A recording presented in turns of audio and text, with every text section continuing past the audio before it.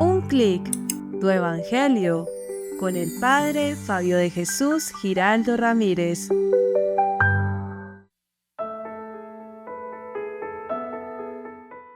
Bienvenidos, queridos amigos, a esta reflexión de la palabra de Dios. Hoy la iglesia celebra la fiesta de la cátedra del apóstol San Pedro.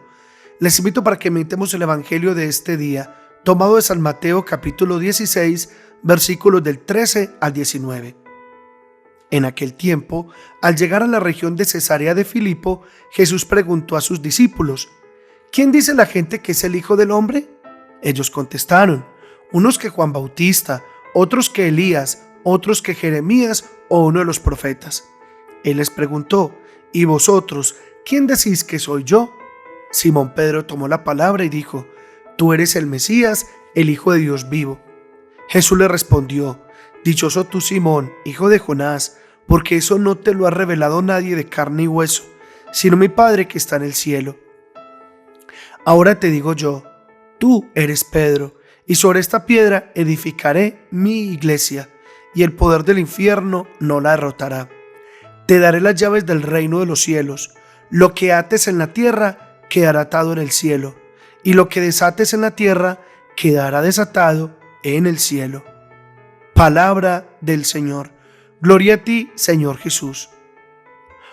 Hoy celebra la iglesia la fiesta de la cátedra de San Pedro, fiesta que rinde homenaje al Papa como sucesor de San Pedro. La palabra cátedra significa asiento o trono y es la raíz de la palabra catedral.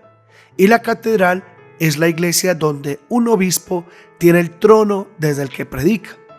Sinónimo de cátedra es también sede. Sede es el lugar desde donde un obispo gobierna su diócesis. Por eso la Santa Sede es la sede del obispo de Roma, que es el Papa. Pues bien, hoy celebramos la cátedra de San Pedro, el primer Papa de la iglesia. Por eso hoy es la fiesta del Papa, hoy nuestro Papa Francisco. Y una de las frases que más ha repetido el Papa Francisco desde el día en que fue elegido como sucesor de Pedro es: recen por mí. La repite en sus audiencias públicas, en sus audiencias privadas, en sus viajes oficiales, cuando reza el Ángelus, al final de las audiencias de los miércoles, cuando espontáneamente saluda a la gente. Y ahora más que nunca, debemos de orar por él porque ha tenido quebrantos de salud. La pregunta para ustedes y para mí es: ¿y de verdad rezamos por el Papa? ¿Y de verdad pedimos por él? ¿Y de verdad le pedimos a Dios que le conceda la sabiduría que necesita para guiar la barca de la iglesia, que es la iglesia del Señor? ¿De verdad sí lo hacemos?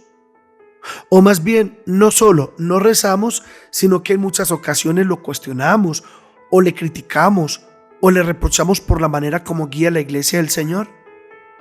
Mis hermanos, la invitación es a amar al Papa, a rezar por el Papa, a no soltarlo de nuestras oraciones. Y si hay cosas que no entendemos y hasta nos preocupan, ten la seguridad que esta barca que es la iglesia jamás se va a hundir. Y debemos permanecer fieles a la iglesia. Y debemos de perseverar en la oración y jamás abandonar la barca de la iglesia. Por más que pase por tempestades y tormentas, esta barca jamás se hundirá. Ni siquiera los poderes del infierno la podrán vencer. Por más que enfrente miles de dificultades. Recordemos lo que nos dice el Evangelio de San Mateo capítulo 8 versículo 23, cuando se levantó en el mar una tempestad tan grande que las olas prácticamente cubrían la barca. Las olas parecen que hundían la barca, pero además el Evangelio dice que Cristo Jesús iba en la barca dormido. Impresionante, Cristo dormido. Pareciera que a Cristo no le importara la barca y no le importara la gente que iba en la barca. Entonces los medios de comunicación dicen: ve, la barca de la iglesia católica se está hundiendo, muchos están yendo a la iglesia decepcionados, desconcertados, miren, cardenales contra cardenales, obispos contra obispos, etc.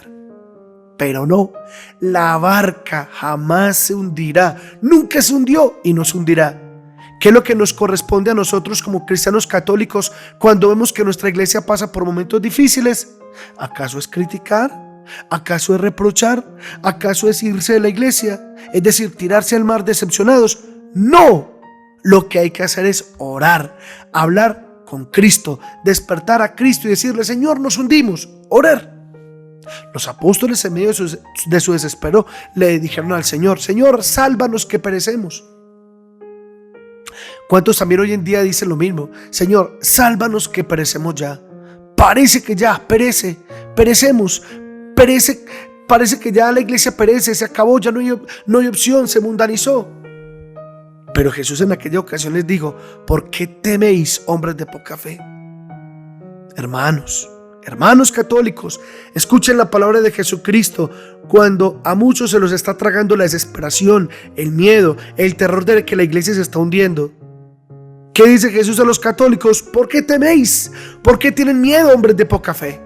Hermanos, tener fe cuando todo es dicha y felicidad es fácil, pero tener fe cuando hay dificultades que sacuden la barca de nuestra vida, la barca de nuestra familia y la barca de la iglesia no es tan fácil.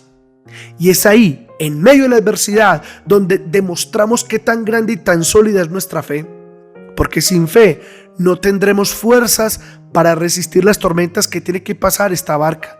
Sin fe no tendremos fuerzas para resistir las tormentas en medio de un mundo ateo, perverso y secular.